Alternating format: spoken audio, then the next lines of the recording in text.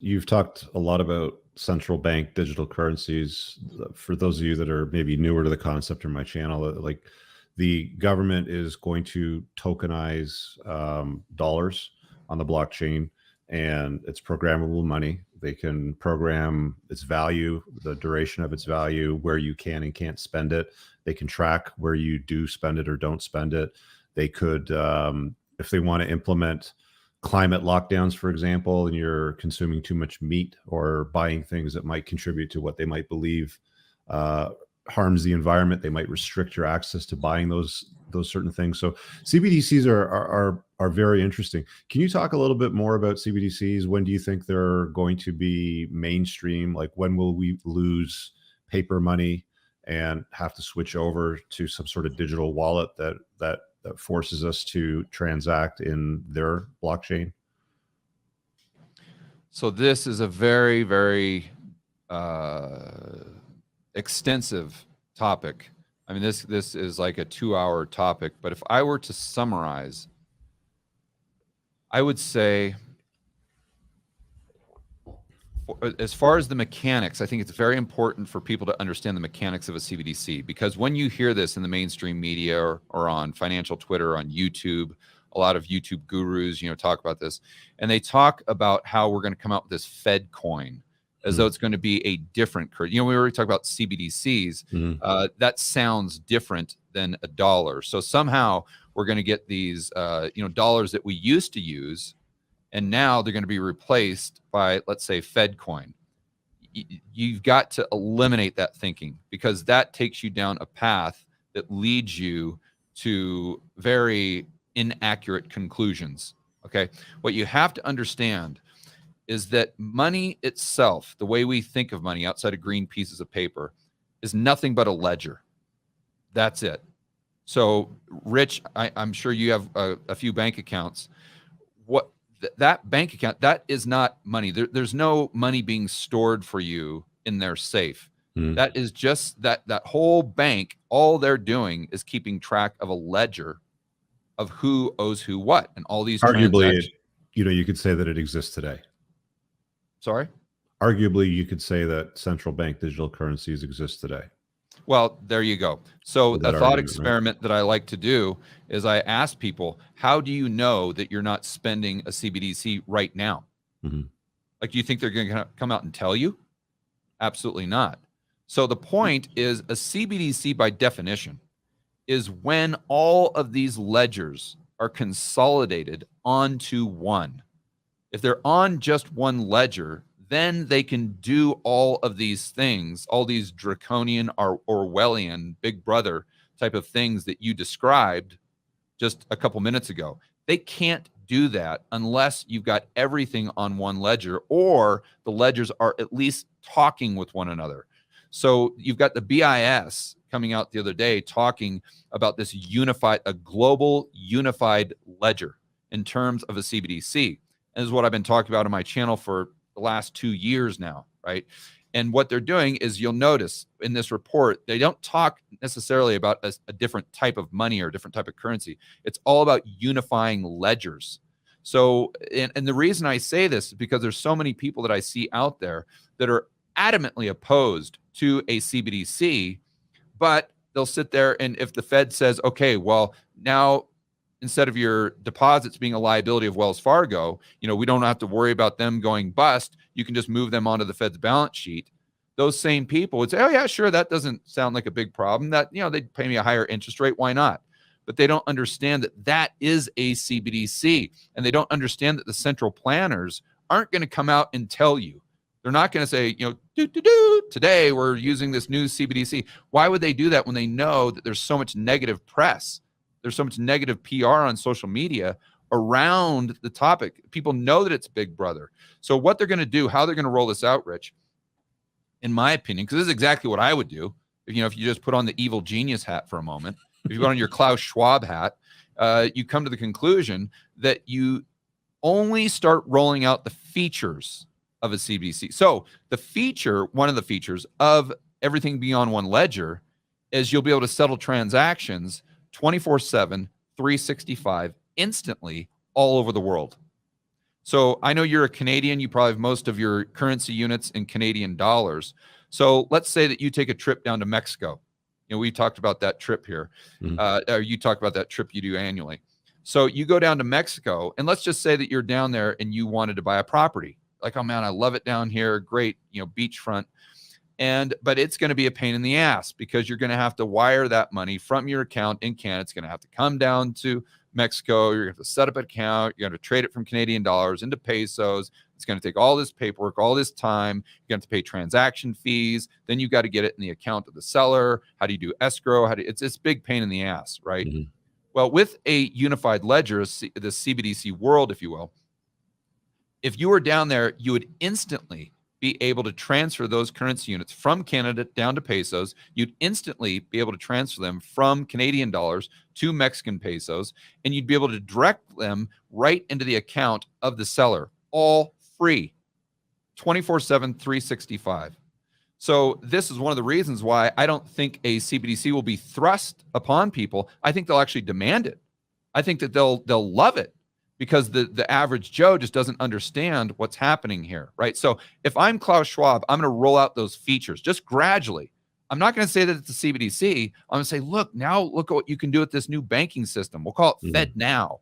We've set it up, and it's so amazing. You can do this and you can do that. And people are going to say, yeah, very, very cool.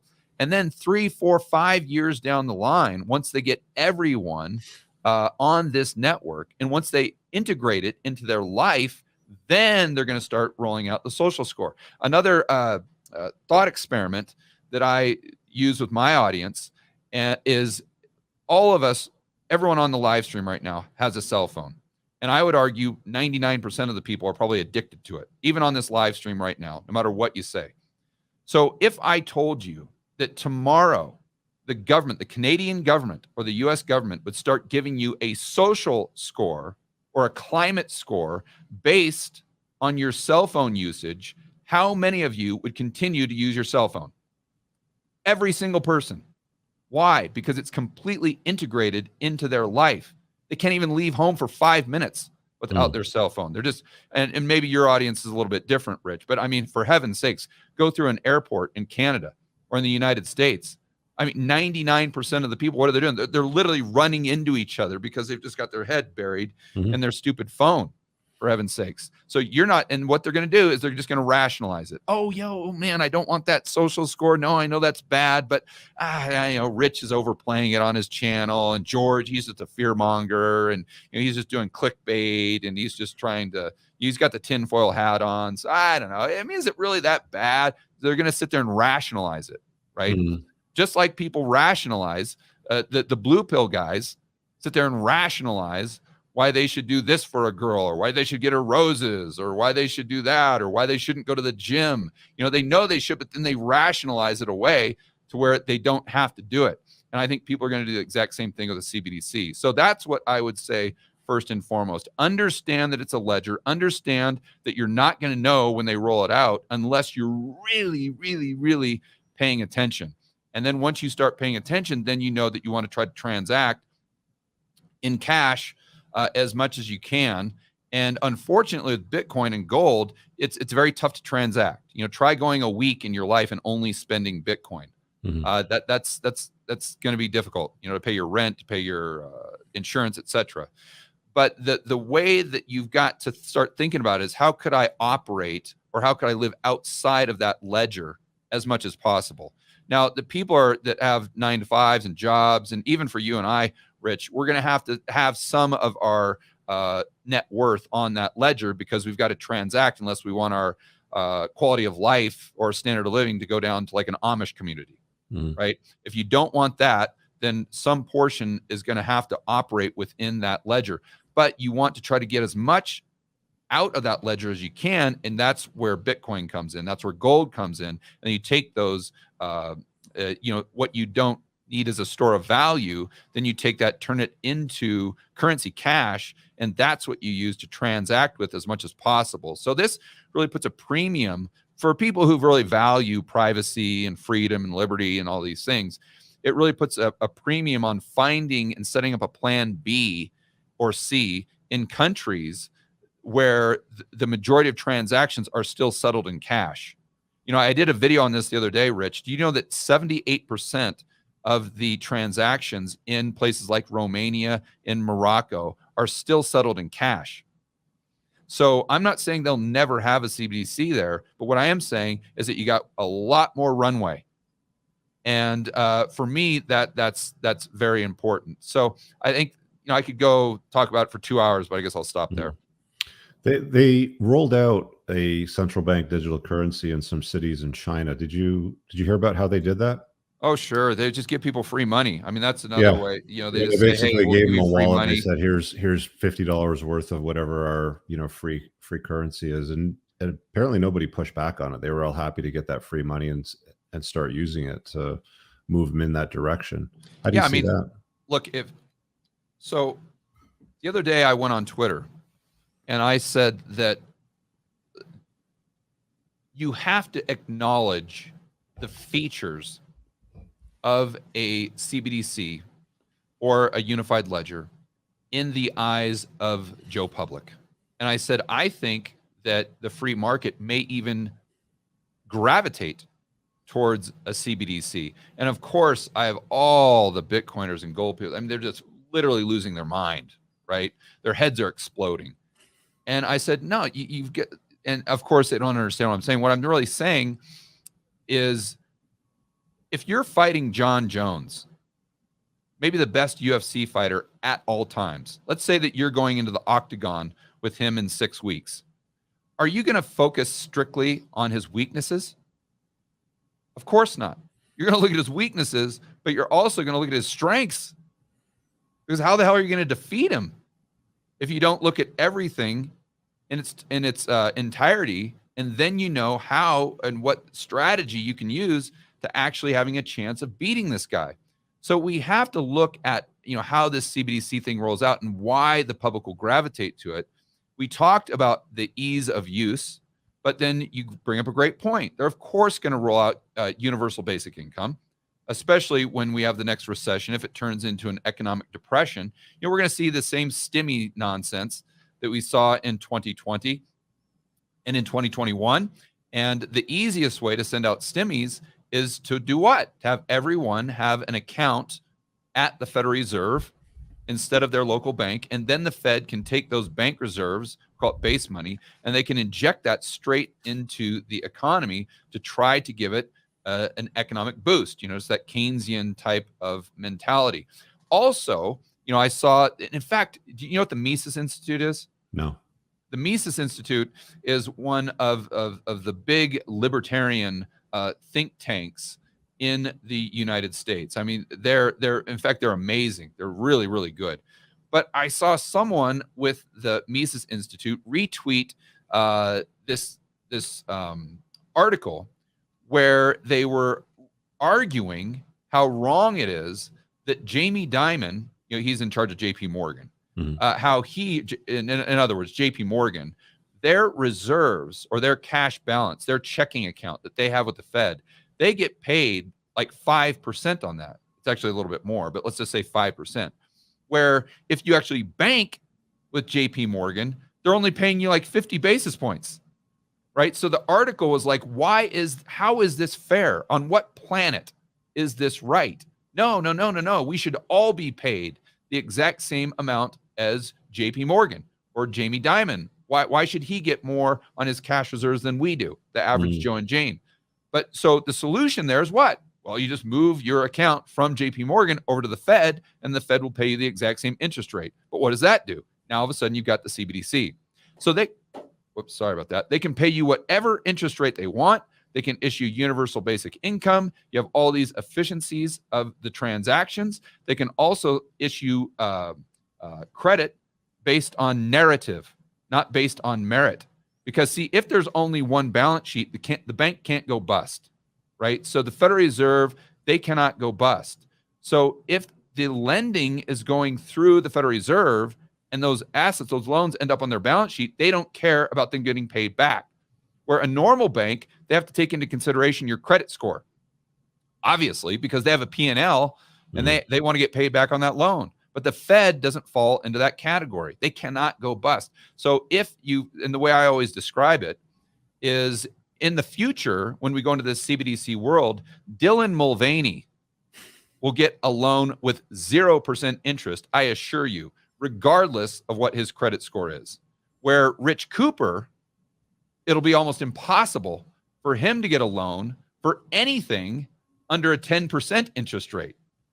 You see where I'm going with that? Because although you, from a merit standpoint, a bank would far prefer to loan to you, but that's not the way the Fed's thinking. See, they're thinking in terms of politics, and whatever disadvantaged group, let's say, has political favor, they're the ones that are going to be getting the loans. It's not going to be the straight white guys. I can assure you of that, especially the straight white guys that drive cars that get 5 miles to the gallon. Yeah, so they're definitely going to be weaponizing that agenda. So to your point of being able to opt out of it somehow with something like Bitcoin is definitely useful. I really hope you guys enjoyed that clip. If you want to watch the full-length podcast, you can find that over here, that clip's from. If you're newer to the channel, make sure you hit subscribe over here, and pin down below in the top comment, you'll find a bunch of useful links to my website, my supplement line, books, and a bunch of other stuff. Have an amazing day. Peace out.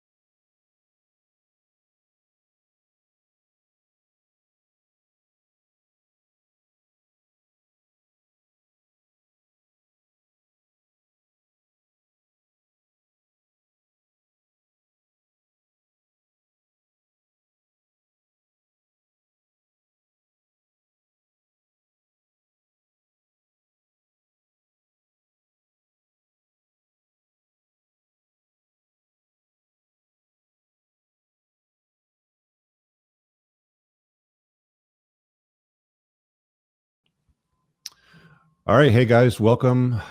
Playing to Win episode number 88. My friend George Gammon returns. How you doing, George? Doing well, Rich. Thanks for having me back on.